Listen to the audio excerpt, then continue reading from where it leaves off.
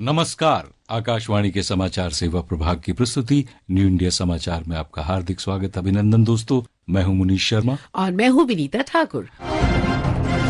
दोस्तों, ले आए हम आज आपके लिए 1 से 15 जनवरी का अंक। दोस्तों, 2026 एक नया संकल्प और उसकी सिद्धि का लक्ष्य लेकर आया। अक्सर कुछ ऐसे बदलाव होते हैं जो हमारे जीवन का हिस्सा बन जाया करते हैं। एक ऐसा हिस्सा जो भले देखने सुनने में बड़ा ना लगता हो, लेकिन वो हमारे अवचेतन मन में बड़े बदलाव ले आता है। ठीक उस तरह जैसे आजादी के आंदोलन के समय चरखा और एक मुट्ठी नमक जैसे छोटे प्रतीकात्मक प्रयासों ने सामाजिक एकता का ऐसा ताना बाना बुन दिया जिसने अंग्रेजी शासन की नींव हिला दी। इतिहास साक्षी है कि खादी का एक धागा आजादी के आंदोलन की ताकत बन गया और उसने गुलामी की जंजीरों को तोड़ दिया। ठीक उस तरह अब जब एक राष्ट्र के रूप में भारत खुद को नए सिरे से परिभाषित कर रहा है, तो गुलामी के प्रतीकों को मिटाना भी राष्ट्र का कर्तव्य बन जाता है। इसी सोच को साकार करने के लिए नया भारत गुलामी की मानसिकता से मुक्ति की ओर बढ़ रहा है। बीते 11 वर्षों में प्रधानमंत्री नरेंद्र मोदी ने अपनी कार्यशैली और नीतियों से गुलामी के प्रतीकों को मिटाने के लिए कई कदम उठाए हैं। आज का नया भारत बहुत तेजी से बदल रहा है। यही हमारी आवरण कथा बनी है। इसके अलावा व्यक्तित्व की कड़ी में विज्ञान जगत में अमूल्य योगदान देने वाले सत्येंद्र नाथ बोस, परमाणु ऊर्जा पर विशेष सामग्री, रूस के राष्ट्रपति व्लादिमीर पुतिन की भारत यात्रा, वंदे मातरम के 150 वर्ष पूरे होने पर संसद में हुई चर्चा, केंद्रीय मंत्रिमंडल के निर्णय एवं प्रधानमंत्री नरेंद्र मोदी के पखवाड़े भर के कार्यक्रमों को इसमें शामिल किया गया है। साथ ही पत्रिका के इनसाइड पेज पर यूनेस्को के मानवता की अमूर्त सांस्कृतिक विरासत की प्रतिनिधि सूची में दीपावली को अंकित किए जाने और बैक कवर पर 12 जनवरी को राष्ट्रीय युवा दिवस पर कृतज्ञ राष्ट्र का स्वामी विवेकानंद को नमन समाहित है। वंदे मातरम, जिसने भारत को स्वावलंबन का रास्ता दिखाया। वंदे मातरम, जिसने देश की आजादी के आंदोलन को ऊर्जा और प्रेरणा दी। वंदे मातरम, जो विदेशी कंपनियों को चुनौती देने का मंत्र बन गया। वंदे मातरम, जिसने उस विचार को पुनर्जीवित किया जो हजारों वर्षों से भारत की रग रग में बसा था। वंदे मातरम के 150 वर्ष ऐसे समय में पूरे हो रहे हैं जब इतिहास के कई प्रेरक अध्याय फिर से सामने हैं। इसी दौरान लोकतंत्र के मंदिर संसद ने वंदे मातरम पर विशेष चर्चा की शुरुआत हुई, जिसमें प्रधानमंत्री नरेंद्र मोदी ने कहा कि वंदे मातरम की 150 वर्ष की यात्रा अनेक पड़ावों से गुजरी है। वंदे मातरम पर विशेष चर्चा के संपादित अंश पत्रिका में शामिल किए गए हैं। महर्षि अरविंद ने कहा था कि वंदे मातरम भारत के पुनर्जन्म का मंत्र है जो वंदे मातरम की महत्ता को बताता है। वंदे मातरम के 150 वर्ष पूरे होने पर महिमा मंडन और गौरव गान से बच्चे, किशोर, युवा और आने वाली कई पीढ़ियां इसके महत्व को समझेंगी। वंदे मातरम की रचना में बड़ी बारीकी से भारतवर्ष की मूल सभ्यता और सांस्कृतिक राष्ट्रवाद तथा देश की मां के रूप में कल्पना कर उसकी आराधना करने की परंपरा को बंकिम चंद्र चट्टोपाध्याय ने पुनर्स्थापित किया। इस राष्ट्रगीत का कश्मीर से कन्याकुमारी तक प्रसार हुआ और इसने बिना किसी प्रचार के हर व्यक्ति के मन को छुआ। वंदे मातरम एक प्रकार से भारत की संस्कृति के प्रति श्रद्धा रखने वाले सभी लोगों के पुनर्जागरण का मंत्र बन गया है। जिस जय घोष ने देश की आजादी के आंदोलन को ऊर्जा और प्रेरणा दी थी, त्याग और तपस्या का मार्ग दिखाया था, उस वंदे मातरम का पुनः स्मरण करना हम सबका बहुत बड़ा सौभाग्य है। ये एक ऐसा कालखंड जो हमारे सामने इतिहास के अनगिनत घटनाओं को सामने लेकर आता है। वंदे मातरम के 150 वर्ष गौरव पर्व के रूप में स्थापित करने का अवसर है। यही वंदे मातरम है जिसने 1947 में देश को आजादी दिलाई। वंदे मातरम की जिस भावना ने देश की आजादी का जंग लड़ा, फिर से एक बार अवसर है, आओ हम सब देश को साथ लेकर चलें। आजादी का दीवानों ने जो सपने देखे थे, उन सपनों को पूरा करने के लिए वंदे मातरम के 150 वर्ष हम सब की प्रेरणा ऊर्जा बने। देश आत्मनिर्भर बने, 2047 में विकसित भारत बने।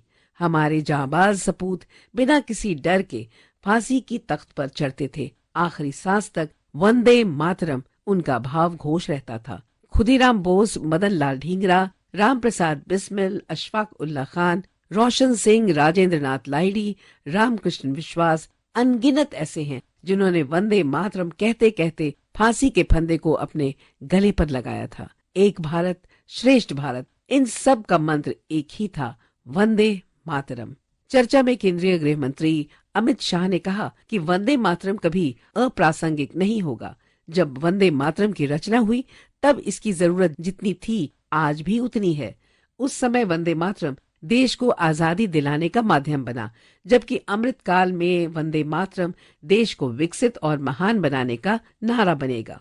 आइए सुनते हैं प्रधानमंत्री नरेंद्र मोदी जो बताते हैं कि वंदे मातरम किस तरह विकसित भारत के संकल्प का आधार बन रहा है। भारत हर चुनौतियों को पार करने में समर्थ है। वंदे मातरम के भाव की वो ताकत है।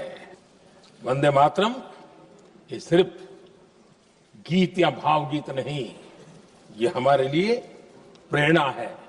राष्ट्र के प्रति कर्तव्यों के लिए हमें झकझोरने वाला काम है और इसलिए हमें निरंतर इसको करते रहना होगा। हम आत्मनिर्भर भारत का सपना लेकर के चल रहे हैं, इसको पूरा कर रहे हैं। वंदे मातरम हमारी प्रेरणा है। हम स्वदेशी आंदोलन को ताकत देना चाहते हैं। समय बदला होगा, रूप बदले होंगे, लेकिन पूज्य गांधी ने जो भाव व्यक्त किया था उस भाव की ताकत आज भी मौजूद है और वंदे मातरम हमें जोड़ता है। देश के महापुरुषों का सपना था स्वतंत्र भारत का। देश की आज की पीढ़ी का सपना है समृद्ध भारत का। आजाद भारत का सपने को सिंचा था वंदे भारत की भावना है। वंदे मातरम की भावना ने समृद्ध भारत के सपने को सींचेगा वंदे मातरम की भावना। उसी भावना को लेकर के हमें आगे चलना है और हमें आत्मनिर्भर भारत बनाना। 2047 में देश विकसित भारत बन के रहे। प्रधानमंत्री नरेंद्र मोदी ने हाल ही में लिंक्डइन पोस्ट पर लिखे एक आलेख में प्राकृतिक खेती पर अपने विचार साझा किए। प्रधानमंत्री ने कोयम्बटूर में प्राकृतिक खेती पर आयोजित एक सम्मेलन में भाग लिया। इस आयोजन ने प्रधानमंत्री मोदी के मन पर गहरी छाप छोड़ी। अपने लिंक्डइन पोस्ट में इसी पर कुछ विचार बताए, साथ ही पूरे भारत के लोगों से प्राकृतिक खेती को बढ़ाने की अपील की। उन्होंने लिखा कि वर्ष 2025 के अगस्त में तमिलनाडु के कुछ किसानों का एक समूह मुझसे मिलने आया और उन्होंने बताया कि कैसे वो स्थिरता और उत्पादकता बढ़ाने के लिए नई कृषि तकनीकों का उपयोग कर रहे हैं। उन्होंने मुझे कोयम्बटूर में नेचुरल फार्मिंग पर आयोजित होने वाले एक शिखर सम्मेलन में आमंत्रित किया। मैंने उनका निमंत्रण स्वीकार किया और वादा किया कि मैं कार्यक्रम के दौरान उनके बीच रहूंगा। इसलिए कुछ सप्ताह पहले मैं दक्षिण भारत प्राकृतिक कृषि शिखर सम्मेलन 2025 में भाग लेने खूबसूरत शहर कोयम्बटूर में था। एमएसएमई की रीढ़ माने जाने वाले इस शहर में प्राकृतिक खेती पर एक बड़ा आयोजन हो रहा था। जैसा कि हम सभी जानते हैं, नेचुरल फार्मिंग भारत की पारंपरिक ज्ञान प्रणालियों और आधुनिक पर्यावरणीय सिद्धांतों पर आधारित है, जिसमें फसलों की खेती बिना रासायनिक पदार्थों की जाती है। ये विविध क्षेत्रों को बढ़ावा देती है, जहां पेड़ पौधे और पशुधन एक साथ प्राकृतिक जैव विविधता को मजबूत करते हैं। प्राकृतिक खेती पर प्रधानमंत्री का आलेख पत्रिका में पढ़ा जा सकता है।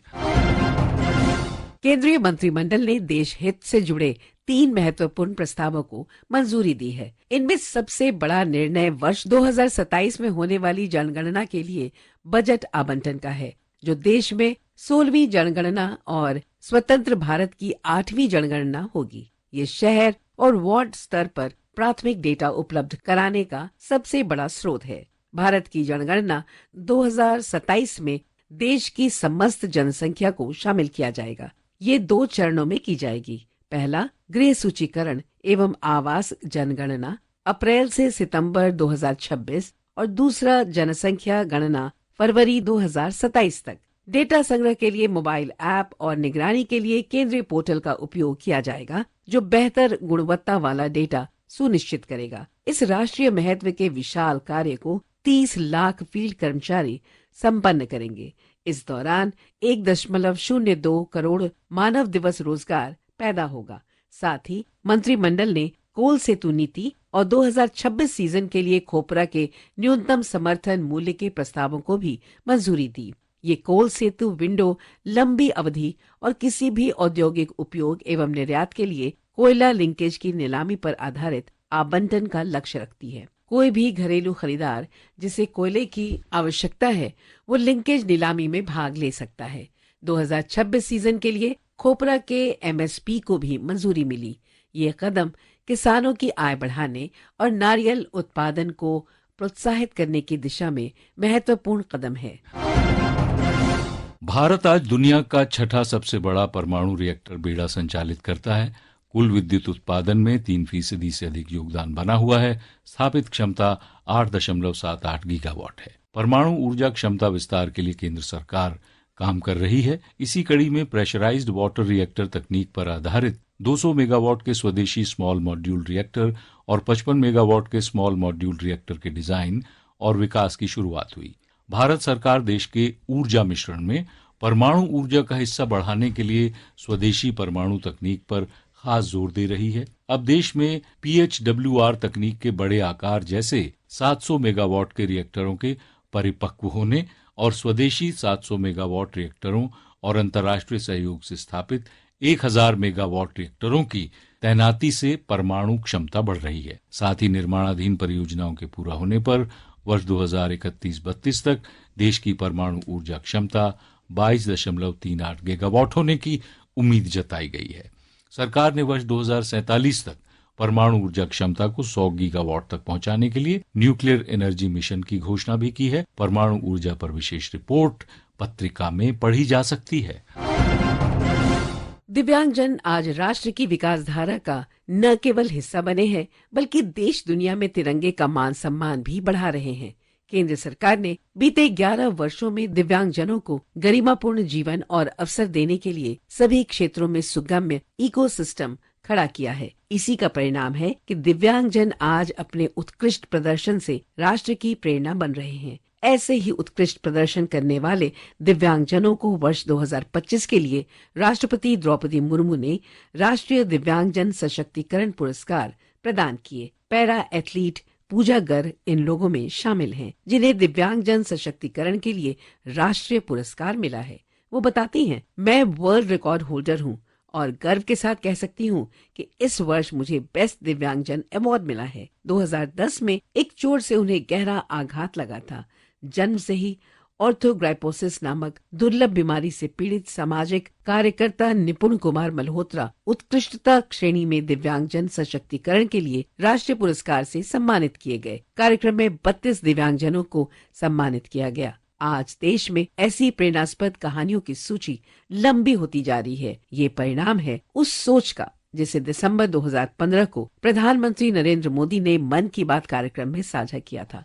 उन्होंने कहा था, मेरे मन में विचार आया, क्यों न हम विकलांग की जगह पर दिव्यांग शब्द का उपयोग करें। दिव्यांगजन सशक्तिकरण के लिए राष्ट्रीय पुरस्कार 2025 की विस्तृत जानकारी पत्रिका पढ़कर ली जा सकती है। राष्ट्रीय युवा दिवस 12 जनवरी को पत्रिका के बैक कवर के रूप में शामिल किया गया है। सांस्कृतिक स्वाभिमान के प्रतीक स्वामी विवेकानंद ने स्व संस्कृति के प्रति न सिर्फ देशवासियों को जागरूक किया, बल्कि विश्व को वेदांत और योग दर्शन से भी प्रभावित किया। रामकृष्ण मिशन के माध्यम से उन्होंने नर सेवा को ही नारायण सेवा का पर्याय बना दिया। युवाओं में चरित्र निर्माण एवं आत्मगौरव का बीज बोकर उन्हें राष्ट्रीय निर्माण के लिए प्रेरित करने वाले स्वामी विवेकानंद का जीवन और दर्शन सभी के लिए प्रेरणा पुंज है। कल 12 जनवरी को स्वामी विवेकानंद को उनकी जन्म जयंती राष्ट्रीय युवा दिवस के अवसर पर कृतज्ञ राष्ट्र का शत शत नमन। श्रोताओं, समय की बाध्यता को ध्यान में रखते हुए आज की चर्चा को देते हैं यहीं विराम। अगले सप्ताह मिलेंगे पत्रिका में शामिल अन्य समाचारों के साथ। इस पाक्षिक पत्रिका की हर प्रति हमारी वेबसाइट पर उपलब्ध है, जिसका पता है newindiasamachaar.pib.gov.in, जहां आप सभी समाचारों को विस्तार से पढ़ सकते हैं, डाउनलोड कर सकते हैं। दोस्तों, डिजिटल और प्रिंट में पत्रिका आज देश ही नहीं बल्कि विदेशों में भी अपनी खास पहचान रखती है, जिसका एक्स हैंडल है NISPIB इंडिया। इसके अलावा आप हमें response-nis@pib.gov.in पर ईमेल के जरिए अपने बहुमूल्य सुझाव भेज सकते हैं। आपके सुझावों का रहा करता है हमें हमेशा बड़ी बेताबी से इंतजार। दोस्तों, मैं हूं मुनीश शर्मा और मैं विनीता, आपसे लेते हैं इजाजत। नमस्कार।